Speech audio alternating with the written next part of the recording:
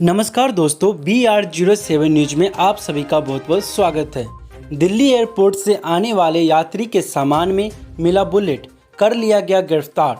दिल्ली अंतर्राष्ट्रीय हवाई अड्डे IGI पर बिहार के जिला दरभंगा जाने वाले यात्री के सामान में मिला बुलेट बरामद होने के बाद यहां सुरक्षा में तैनात CISF के जवान ने उसे पकड़ लिया।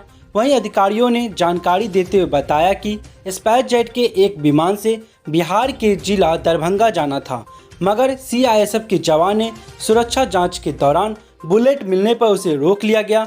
वहीं जो व्यक्ति को बुलेट रखने पर सही जानकारी नहीं दे पा रहा था, जिसकी वजह से उसे स्थानीय पुलिस के हवाले कर दिया गया।